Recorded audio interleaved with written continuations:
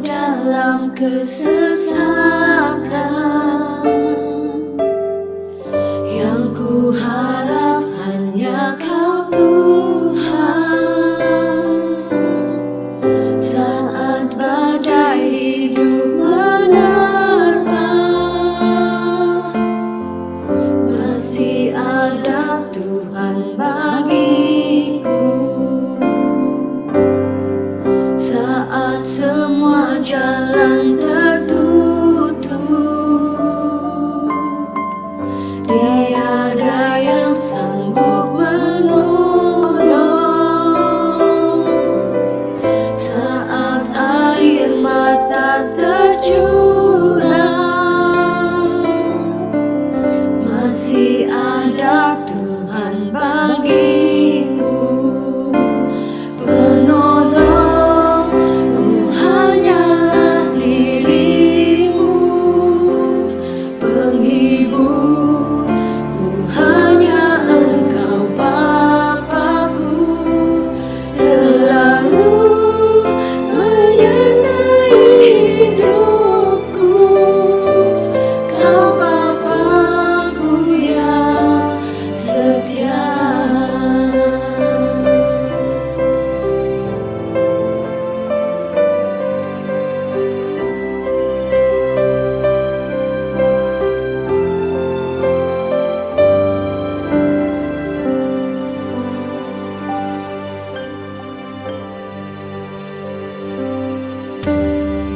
Saat semua jalan tertutup, tiada yang sanggup menolong. Saat air mata tercurah, masih ada Tuhan bagiku. Penolong, ku hanyalah dirimu.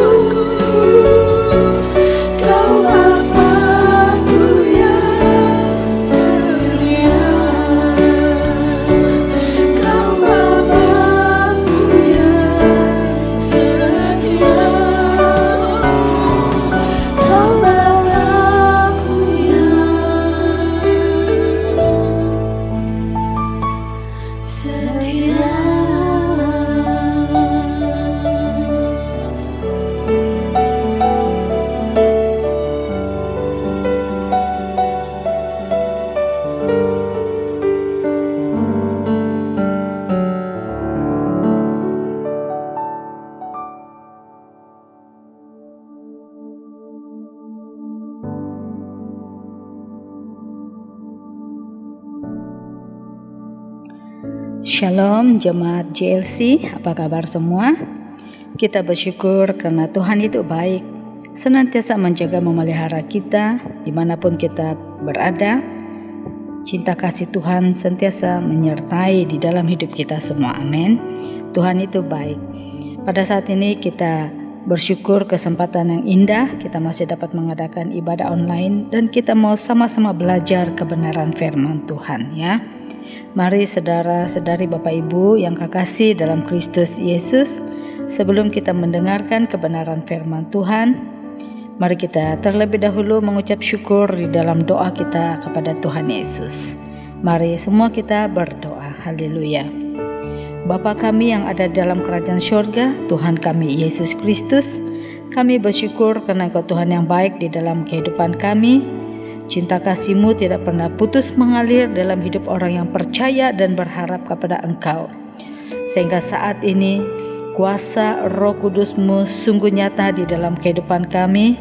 Kasih setia-Mu sungguh nyata di dalam kehidupan kami semua yang percaya kepada Engkau, juga kepada anak-anak Tuhan yang lain dimanapun mereka berada. Kasih setia Tuhan menyertai mereka semua. Kami bersyukur Tuhan, dan pada saat ini kami menyerahkan ibadah online ini ke dalam tangan-Mu. Berkatilah firman-Mu, berkatilah setiap kami yang mendengarkan firman Tuhan. Biarlah kami Tuhan menjadi pelaku-pelaku firman Tuhan yang setia pada akhir zaman ini. Engkau yang memampukan kami untuk menjadi pelaku-pelaku firman Tuhan yang setia. Urapi hamba-Mu untuk menyampaikannya, biar Engkau sendiri yang berbicara lewat lidah hamba-Mu ini Tuhan Yesus. Dan biarlah nama Tuhan Yesus saja yang ditinggikan, diagungkan, dimuliakan di tengah-tengah ibadah kami pada hari ini. Terima kasih Bapa di syurga. Kami berdoa tidak ada satu yang jahat, kuasa kegelapan yang boleh menyentuh kehidupan kami. Semua itu kami ikat dan kami tolak di dalam nama dan kuasa darah Yesus. Terima kasih Bapa di syurga, terpujilah nama-Mu. Di dalam nama Tuhan Yesus kami berdoa, kami bersyukur. Amin. Puji Tuhan, haleluya. Saudara-saudari Bapak Ibu yang kekasih di dalam Kristus Yesus, mari pada saat ini kita mau membuka Alkitab kita atau mendengarkan kebenaran firman Tuhan yang diambil daripada Injil Matius pasal yang ke-6 ayat yang ke-9 hingga ayat yang ke-15. Injil Matius pasal yang ke-6 ayat 9 hingga ayat 15. Sungguh pun ayat kunci ataupun fokus kita adalah ayat yang ke-12, 14, 15. Tetapi tidak apa, kita akan terus membaca daripada ayat 9 hingga ayat yang ke-15. Mari kita membacanya bersama-sama. Ayat yang ke-9. Karena itu berdoalah demikian. Bapa kami yang di syurga, dikuduskanlah nama-Mu. Datanglah kerajaan-Mu. Jadilah kehendak-Mu di bumi seperti di syurga. Berikanlah kami pada hari ini makanan kami yang secukupnya.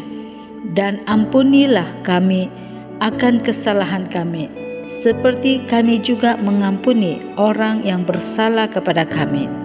Dan janganlah membawa kami ke dalam pencobaan, tetapi lepaskanlah kami daripada yang jahat.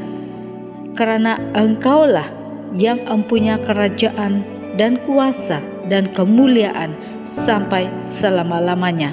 Amin. Ayat 14. Karena jikalau kamu mengampuni kesalahan orang, Bapa-Mu yang di syurga akan mengampuni kamu juga. Tetapi jikalau kamu tidak mengampuni orang, Bapa-Mu juga tidak akan mengampuni kesalahanmu. Amin. Puji Tuhan. Saudara, fokus firman Tuhan adalah di dalam ayat yang ke-12, 14, 15, di mana Tuhan Yesus dalam konteks firman Tuhan ini, dia sedang mengajar murid-muridnya bagaimana berdoa. Tetapi dalam konteks ini kita akan mengambil fokus ayat yang ke-12, 14, 15 yang Yesus katakan, dan ampunilah kami akan kesalahan kami, seperti kami juga mengampuni orang yang bersalah kepada kami. Ayat 14 dan 15, Karena jikalau kamu mengampuni kesalahan orang, Bapa-Mu yang di surga akan mengampuni kamu juga. Tetapi jikalau kamu tidak mengampuni orang, Bapa-Mu juga tidak akan mengampuni kesalahanmu. Haleluya, amin. Saudara, tema firman Tuhan pada hari ini adalah kuasa pengampunan. Kuasa pengampunan. Saudara-saudari, Bapak Ibu yang kekasih dalam Kristus Yesus, dalam konteks Injil Matius ini, Yesus sedang mengajar murid-muridnya hal berdoa Bapa kami. Sebab itu di dalam ayat yang ke-12 ini, Yesus menyentuh mengampuni orang yang bersalah kepada kami. Saudara, fokus kita pada hari ini adalah kuasa pengampunan ataupun hal mengampuni, ya. Siapa di antara saudara-saudari, Bapak Ibu yang pernah dibohongi, ditipu, yang pernah dikhianati, yang pernah dihina, yang pernah dituduh, yang pernah disakiti hati sehingga terluka paling dalam? Mungkin saudara-saudari, Bapak Ibu menjawab, ya, saya pernah ataupun seringkali memang menyakitkan hati, dan sehingga muka orang, paras wajah orang yang menyakiti hati saudara sentiasa terbayang-bayang sehingga terbawa-bawa dalam mimpi. Mungkin begitu? Saudara, setiap manusia pernah mengalaminya. Bukan saudara dan saya saja, tetapi setiap manusia. Tidak ada yang terkecuali yang pernah mengalami disakiti hati. Seluruh manusia di muka bumi, berarti kita tidak sendirian, ya. Saudara, perasaan marah merupakan emosi yang umum muncul dalam diri setiap manusia. Kita ada emosi dan tidak ada yang kebal. Kemarahan tidak selalunya bersifat negatif. Kadangkala ada alasan yang baik di sebaliknya. Namun, kemarahan yang berlebihan menimbulkan efek yang negatif kepada kedua pihak, melukai hati dan akan merosakkan hubungan. Apalagi kemarahan dengan panas baran, cepat marah, hingga memukul, mendera kepada orang yang tidak bersalah. Marah ditempatkan pada tempat, cara, sasaran, dan waktu yang tepat, ya, tidak sembarangan. Sebab itu, pada saat kita marah, pada saat saudara marah, tetaplah berpegang pada firman Tuhan dan tidak menimbulkan dosa. Dalam kes pengampunan, ini bermula dari hati yang terluka. Saudara merasa kesetiaan dan ketulusan kita telah dikhianati oleh orang itu. Kita begitu baik, jujur, sungguh-sungguh melakukan kerja dan setia, tetapi dikhianati. Saudara telah dipermalukan, ditipu, dituduh, dikritik secara negatif, difitnah, sehingga orang lain memandang hina dan benci terhadap saudara-saudari akibat difitnah, ya. Nah, pada saat hati saudara terluka, pasti terlintas di dalam pikiran dan perkataan mengampuni, abaikan saja. Apakah saudara, saudari, Bapak Ibu rela melupakan hal itu begitu saja, tidak marah, tidak mengungkit-ungkitkan lagi peristiwa yang menyakiti hati itu, dan melepaskan orang yang menyakiti itu begitu saja? Tentu ada berat sebelah, tidak adil. Saudara, pengampunan merupakan doktrin kehidupan kekristenan yang sukar difahami oleh semua orang, termasuk orang yang beragama. Tuhan Yesus turut mengalami hal yang sama ketika dia berada di Bait Allah. di mana bait Allah itu dijadikan tempat perdagangan untuk mencari keuntungan. Dan Yesus menunjukkan kemarahan kepada orang yang melakukan perbuatan yang menghina di rumah Allah itu. Dalam keadaan marah, janganlah berbuat dosa. Tuhan menolong kita untuk menakluk emosi yang berpotensi menimbulkan dosa. Ya, mari kita belajar daripada firman Tuhan tentang pengampunan. Kita mau belajar ya.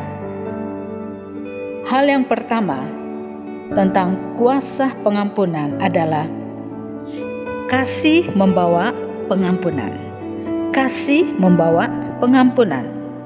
Saudara-saudari, Bapak Ibu yang kekasih dalam Kristus, dalam dunia ini tidak seorang pun yang kebal terhadap rasa marah. Ada perasaan timbul kemarahan. Tidak ada yang kebal. Rasa kecewa dan disakiti hati, secara sengaja atau tidak sengaja. Seseorang boleh dilukai dan merugikan kita. Hampir semua orang mengetahui perlu mengampuni, orang semua tahu. Persoalannya tidak mudah melakukan dengan sungguh-sungguh. Sebab itulah pengampunan itu mahal harganya, sangat mahal harganya. Walaupun di dalam pikiran orang itu mengampuni. Untuk mengucapkan, bahkan kita WhatsApp, kita nasihat kepada orang lain itu senang. Melakukan, saudara sendiri yang memberi nasihat mengalami susah melakukannya. Dan tidak seorang manusia dapat melakukannya, mengampuni yang sesungguhnya, kecuali dimampukan oleh kekuatan sebuah kasih yang murni, kasih agape tanpa syarat yang datangnya daripada Tuhan Yesus Kristus sendiri. Amin. Inilah yang kita mau pelajari. Tuhan Yesus berkata, "Jikalau kamu mengampuni kesalahan orang lain, Bapa-Mu yang di syurga akan mengampuni kamu juga." Amin. Jikalau kita mengampuni. Dan dikatakan di sini, pengampunan adalah perintah Tuhan Yesus sendiri. Sama ada kita suka, tidak suka, mau, tidak mau, harus kita mentaati firman-Nya. Karena ini adalah perintah Tuhan. Untuk dosa-dosa kita dapat diampuni juga, maka kita harus mengampuni. Karena ini merupakan syarat utama. Dosa-dosa kita dapat diampuni oleh Bapa Surgawi, Sang Pencipta. Kalau kita mengampuni kesalahan orang lain, Bapa di surga juga mengampuni segala pelanggaran dan dosa kita. Amin. Saudara, harga mengampuni itu mahal. Tuhan menuntut kedua pihak yang terlibat dalam proses pengampunan bukan disimpan di dalam hati secara berterusan. Ini berarti kalau terus disimpan di dalam hati, diingat-ingat, orang yang menyakiti hati saudara akan dipenjarakan di dalam hati saudara untuk selama-lamanya, dan itu akan membawa kebusukan dan menimbulkan banyak penyakit. Ya, kita akan berhati-hati. Saudara, dengan kekuatan manusiawi kita gagal dan tidak mampu untuk mengampuni. Sebab pengampunan sejati dan murni itu haruslah didasari dan digerakkan oleh kasih Kristus Yesus, yaitu kasih agape daripada Tuhan sendiri. Dengan kekuatan sendiri, pengampunan itu tidak murni dan tidak kekal, bahkan tidak jujur. Ya, dalam surat 1 Petrus pasal yang keempat ayat yang ke-8, 1 Petrus pasal yang keempat ayat yang ke-8 menyatakan, "Tetapi yang terutama, kasihilah sungguh-sungguh seorang akan yang lain, sebab kasih menutupi banyak sekali dosa." Amin. Inilah yang perintah Tuhan berikan kepada kita.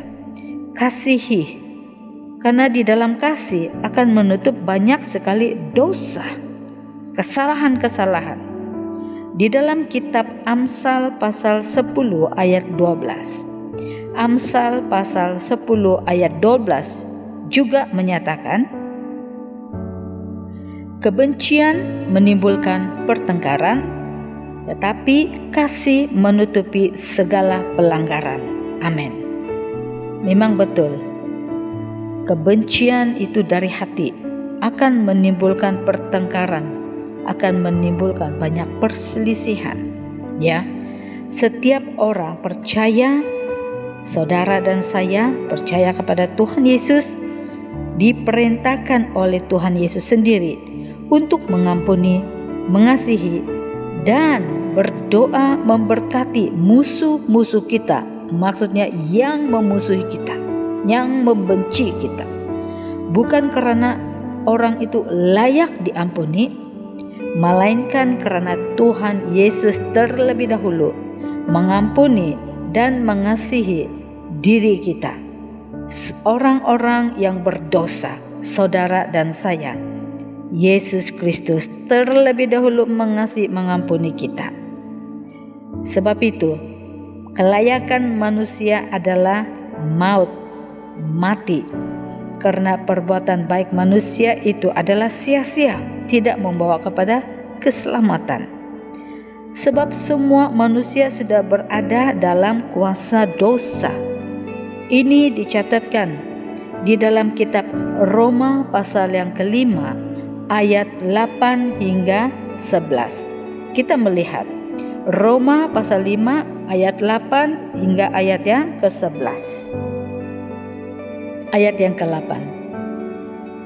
Akan tetapi Allah menunjukkan kasih-Nya kepada kita oleh kerana Kristus telah mati untuk kita ketika kita masih berdosa.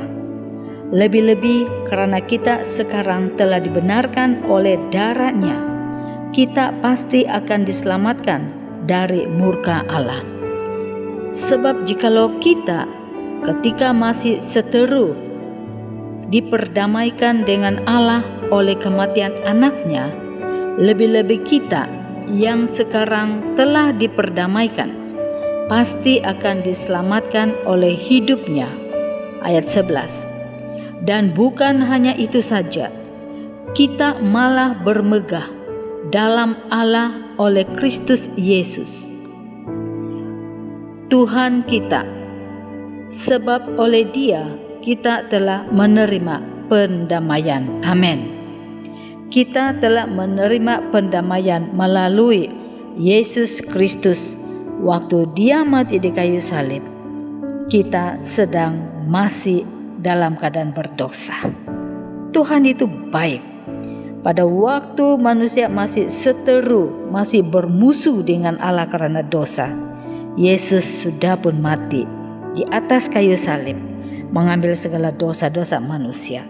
Dan siapa yang percaya kepada Tuhan Yesus, kematian dan kebangkitan Tuhan Yesus, maka orang itu memperolehi kehidupan di dalam Kristus Yesus yang menyelamatkan kita. Amin. Sebab itu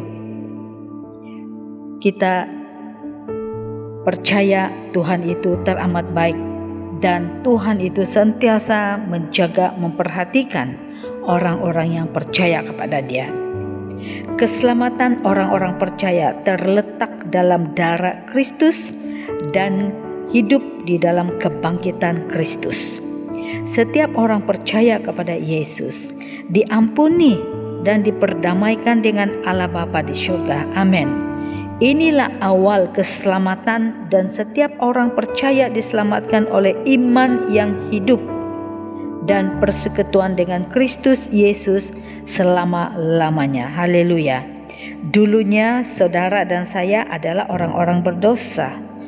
Kini kita telah menjadi orang benar karena pengorbanan Yesus Kristus di atas kayu salib. Yesus mati ketika kita masih dalam keadaan berdosa.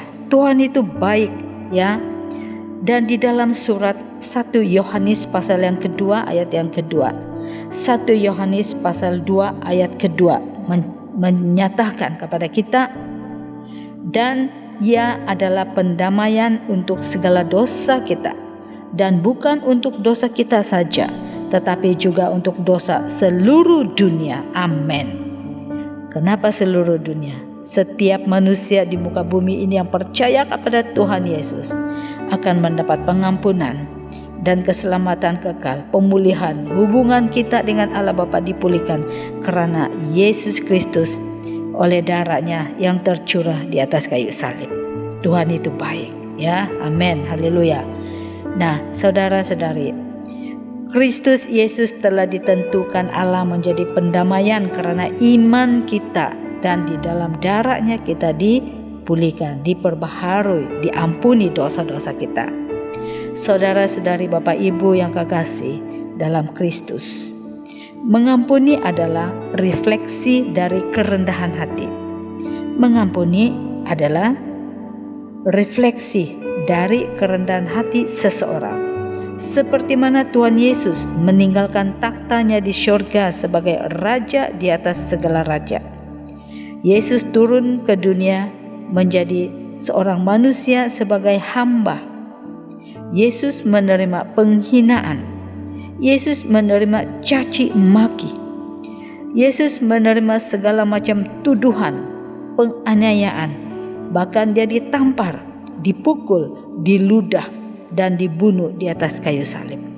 Yesus menerima semuanya itu. Yesus telah ditelanjangi menjadi tontonan. Orang ramai melihatnya yang memalukan. Yesus diberikan mahkota duri, penghinaan bagi Yesus sebagai raja.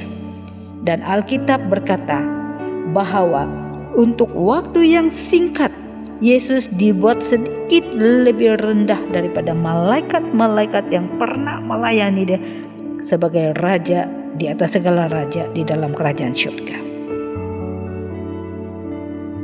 Saudara, Yesus rela melakukan semuanya itu adalah untuk saudara dan saya, untuk menebus dan mengambil semua dosa-dosa saudara dan saya. Itulah kerendahan hati dan pengorbanan.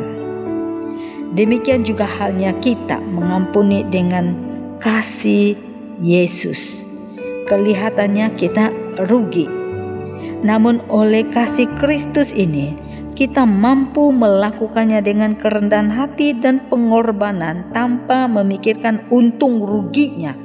Kita mengampuni dan melepaskan orang-orang yang pernah menyakiti hati kita. Ketika kita mengampuni, berarti kita melepaskan, membebaskan. Ini adalah pelepasan daripada hutang atau hukuman.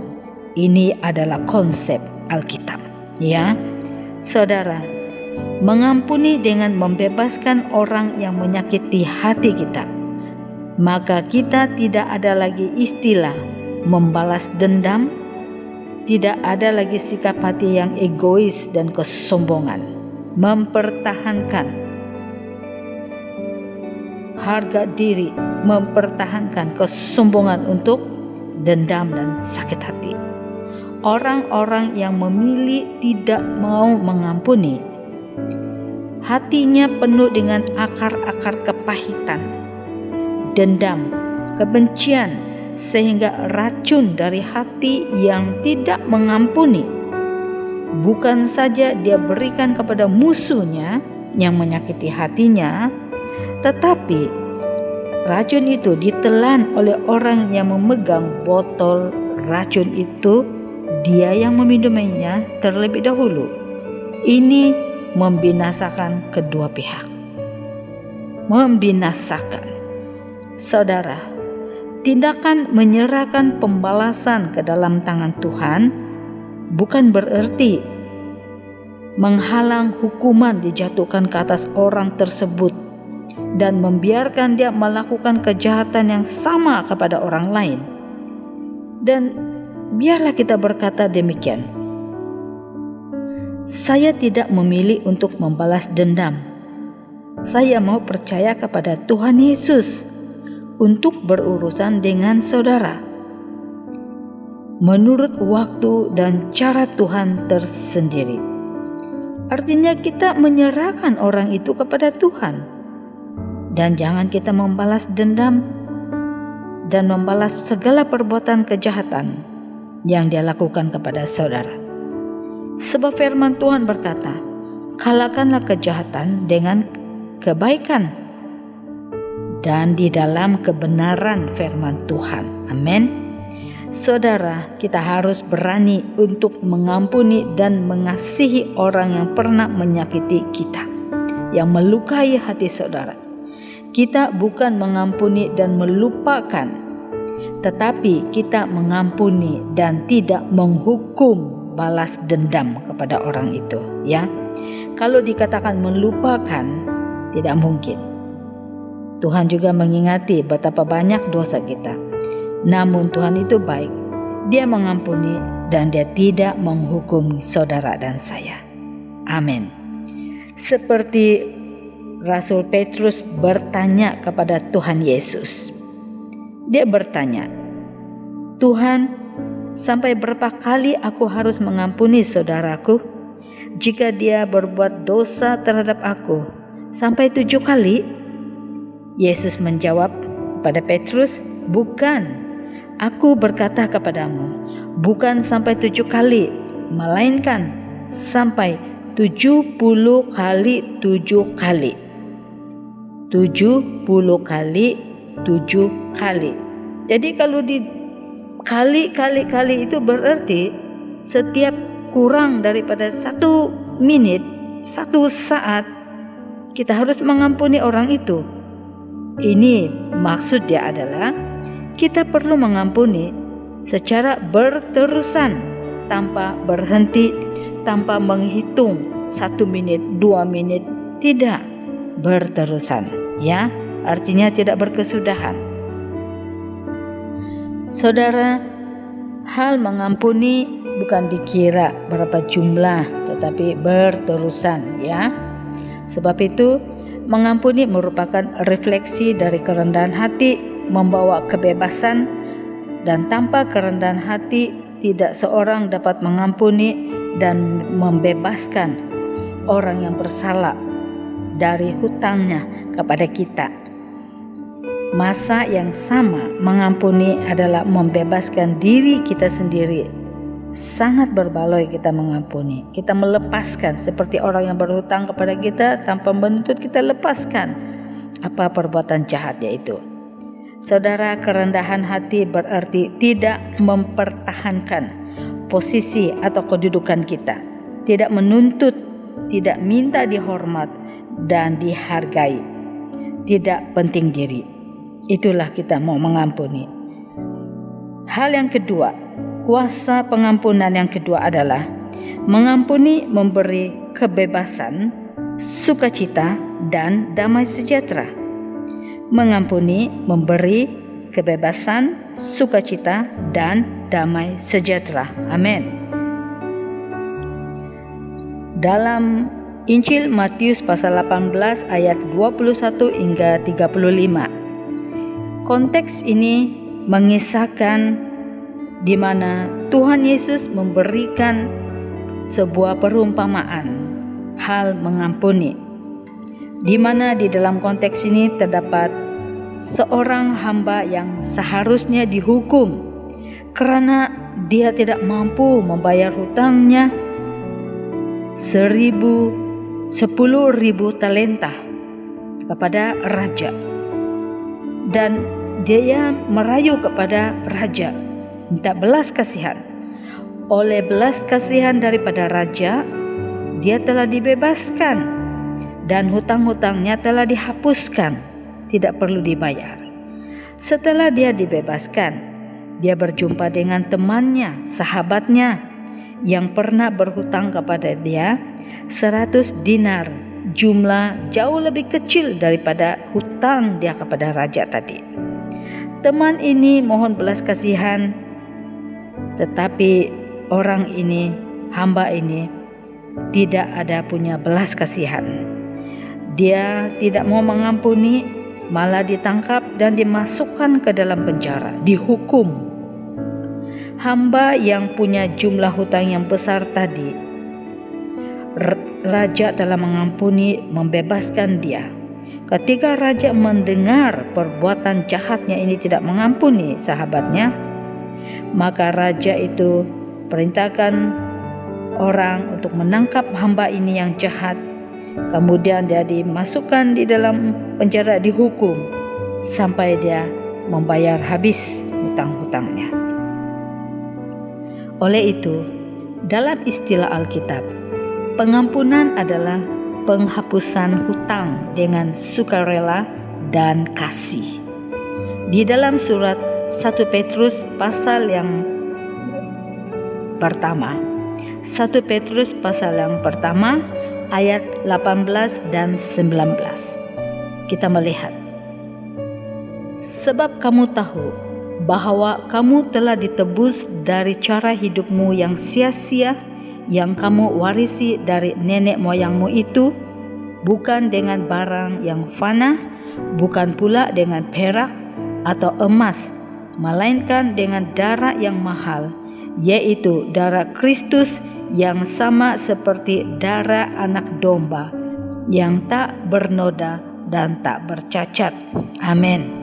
Nah, inilah yang Tuhan memberitahu kepada kita bahwa segala dosa-dosa kita telah pun ditebus, dibayar, bukan dengan barang yang fana, emas, perak, tetapi dengan darah Kristus yang tidak bernoda dan tidak bercacat celah. Amin. Saudara, Yesus menebus kita supaya kita jangan dihukum di dalam kebinasaan yang kekal. Dia menebus kita dengan membayar darahnya sendiri. Ya, bukan dengan barang yang fana. Ketika kita melepaskan pengampunan dengan kasih, jiwa kita terasa bebas. Tidak ada lagi beban, urusan pribadi dengan sesama diselesaikan dengan baik. Tiada penghalang sukacita dan damai sejahtera dalam hidup kita lagi. Segala pekerjaan, usaha, pelayanan dapat kita lakukan dengan penuh sukacita karena dibebaskan daripada beban tidak mengampuni itu. Mengampuni merupakan pintu menuju kepada mukjizat. Ya, mengampuni juga merupakan pintu untuk kita menuju kepada mukjizat Tuhan. Di dalam Injil Markus pasal yang ke-11 ayat 25 dan 26. Markus 11 ayat 25 dan 26. Tuhan Yesus berkata, "Dan jika kamu berdiri untuk berdoa, ampunilah dahulu sekiranya ada barang sesuatu dalam hatimu terhadap seseorang, supaya juga Bapamu yang di surga mengampuni kesalahan-kesalahanmu. Tetapi jika kamu tidak mengampuni, maka Bapamu yang di surga juga tidak akan mengampuni kesalahan-kesalahanmu." Amin. Jelas, kalau kita tidak mengampuni, kita simpan dendam sakit hati kepada seseorang. Apapun yang kita doakan sia-sia, sebab dosa kita tidak diampuni, kesalahan kita, sebab kita tidak mengampuni orang yang menyakiti kita. Jelas Tuhan Yesus berkata seperti ini, "Jika kamu tidak mengampuni, maka Bapamu yang di surga juga tidak akan mengampuni kesalahan-kesalahanmu." Ini bahaya, saudara ya. Sebab itu jangan main-main dalam hal tidak mau mengampuni ini. Sia-sia kita berdoa, sia-sia kita menyembah Tuhan, sia-sia kita melayani Tuhan jika hati saudara penuh dengan kebencian, dendam, dan tidak mau mengampuni orang yang pernah menyakiti hati saudara. Buat apa melayani, buat apa melakukan ini dan itu, sibuk, tapi sentiasa membawa hati yang penuh dengan beban dosa, penuh dengan kepahitan-kepahitan. Rugi saudara, penat, sangat melelahkan, ya. Bahkan orang yang suka benci, dendam, sakit hati, tidak mau mengampuni, saudara akan merasa sakit penyakit akan muncul di dalam kehidupan dalam tubuh saudara. Memang dendam, sakit hati, kebencian itu menimbulkan banyak sakit penyakit, ya. Selain daripada kita cuai tentang hal makanan dan sebagainya, tetapi orang yang penuh dengan kebencian dan dendam pasti mengalami hal itu. Di dalam kitab Yesaya pasal 59 ayat yang kedua, Yesaya 59 ayat kedua menyatakan begini: tetapi yang merupakan pemisah antara kamu dan Allahmu ialah segala kejahatanmu, dan yang membuat dia menyembunyikan diri terhadap kamu sehingga ia tidak mendengar ialah segala dosamu. Amin. Saudara, dosa adalah penghalang doa-doa kita. Sebab itu jangan simpan dosa, dendam, sakit hati, kebencian dan segala dosa yang pernah saudara dan saya lakukan. Bertobat, jangan lagi ulang, jangan lagi buat itu. Kesempatan dia adalah selagi saudara dan saya bernafas. Bertobat, kesempatan untuk diampuni saat ini, bukan waktu tidak ada nafas, ya. Di dalam Lukas pasal yang ke-6 ayat 28. Lukas pasal 6 ayat 28. Yesus berkata, mintalah berkat bagi orang yang mengutuk kamu. Berdoalah bagi orang yang mencaci kamu. Saudara, jelas kita memberkati orang yang mengutuk. Kita berdoa orang-orang yang mencaci, memaki kita. Berkati saja, ya, kita serahkan kepada Tuhan. Juga kita lihat di dalam kitab Roma pasal 12 ayat 14. Roma 12 ayat 14 menyatakan, berkatilah siapa yang menganiaya kamu, dan berkatilah dan jangan mengutuk. Jelas saudara, kita memberkati orang yang menganiaya kita. Kita jujur dengan dia, kita baik, buat yang terbaik. Tetapi akhirnya kita dikhianati. Tuhan katakan, berkati dia dan jangan mengutuk. Serahkan saja orang itu kepada Tuhan. Itu bukan urusan kita. Haleluya, amin. Saudara, kita perlu berdoa dan memberkati orang-orang yang menganiaya kejujuran kita kepada mereka, dan serahkan mereka itu ke dalam tangan Tuhan Yesus, maka kita bebas. Tidak ada ikatan, ya. Jadi ketika kita mengampuni, kita menyingkirkan kegelapan yang menyelubung hidup dan mata rohani kita. Ini penting saudara. Ketika kita mengampuni, sebenarnya kita menyingkirkan, kita menarik segala kegelapan yang menyelubung, menutup mata rohani kita. Sebab mengampuni dilakukan dengan rela, bukan kita dipaksa-paksa, ditegur-tegur, dimarah, baru mau mengampuni. Itu pun separuh-separuh hati, ya. Rela, bukan dipaksa-paksa. Saudara, sungguh pun kita sudah percaya kepada Tuhan Yesus, kita selalu perlu pengampunan daripada Tuhan. Kita bukan kebal. Sebab tidak seorang manusia kebal terhadap dosa. Pikiran manusia sentiasa memikirkan hal-hal yang jahat. Kita masih di bumi saudara, belum di syurga. Kita bukan malaikat. Kita masih hidup di dalam kedagingan. Sebab itu kita memerlukan selalu minta pengampunan daripada Tuhan Yesus. Jangan pikir kita kebal, kita sudah terlalu kudus, holy daripada orang lain. Saudara, jangan terlalu sombong, ya. Jangan terlalu sombong. Berhenti berpikir seperti itu. Sentiasa datang kepada Tuhan, merendahkan hati, merendahkan diri. Mintalah pengampunan hati pikiran yang jahat dan kotor itu, ya. Apalagi bibir yang jahat, yang suka mengutuk orang lain. Bertobat dan minta Tuhan basuh mulut yang suka mengutuk orang lain itu. Saudara, izinkan Roh Kudus sentiasa mengkoreksi di dalam batin kita, dalam jiwa, dalam pikiran kita. Orang melihat luaran dia mungkin baik, tetapi dalaman jiwa hati saudara jahat. Bertobat ya, biar Roh Kudus mengkoreksi itu. Kuasa pengampunan itu sangat kuat dan indah. Oleh itu kita mengampuni dengan kasih, dan kasih dari Tuhan Yesus itu. Sebab kasih janganlah pura-pura. Firman Tuhan berkata, kasih jangan pura-pura. Karena kebencian menimbulkan pertengkaran, tapi kasih menutupi segala pelanggaran. Amin. Sebab itu penting. Saudara-saudari, Bapak Ibu yang kekasih dalam Kristus, marilah kita minta pengampunan kepada Tuhan, dan kita mengampuni juga orang-orang yang telah menyakiti hati kita. Kita juga perlu mengampuni diri kita sendiri, karena banyak orang membenci dirinya sendiri. Kenapa saya begini dan sebagainya. Ya, ampuni diri kita sendiri juga.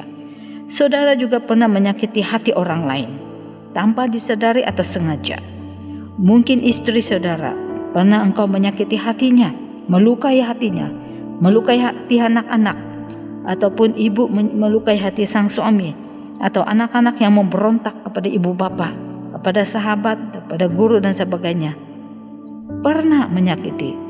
Jadi kita perlu pengampunan daripada Tuhan Yesus, dan kita juga mengampuni orang lain dan mengampuni diri kita sendiri.